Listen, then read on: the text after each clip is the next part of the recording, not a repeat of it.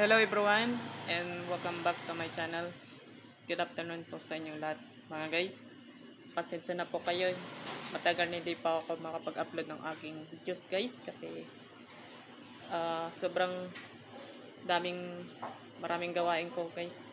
Talaga siyempre busy pa naman ako sa bahay. Sa video na to, ito pa yung mag-isang taon na may vlog ko na itong react ito ng Takasago.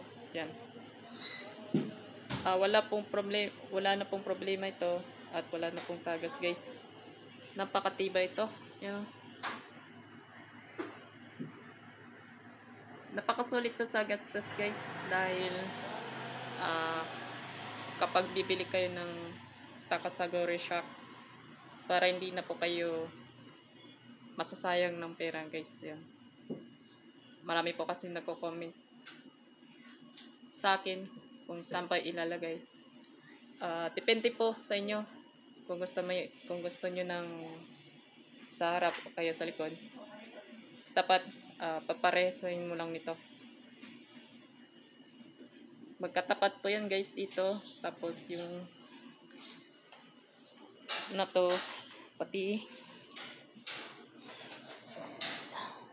yung likod niya to dapat nakaharap siya.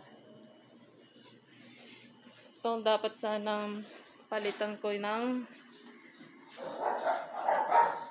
isang react, kaso saka lang muna ito, pagtsagaan ko lang muna ito bago bumili ng isang set ganito Takasago dahil kapos na po ako sa budget guys sa pambili ng parts.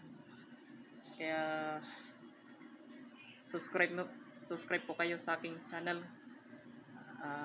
para mangailangan ng pambili ng tools piyesa ng motor. Kaya ito, tsagaan ko lang muna ito. Okay? Meron pa yung naalala natin ng isang vlog nung last year. Pakihanap yung aking content. Ito na yung siya.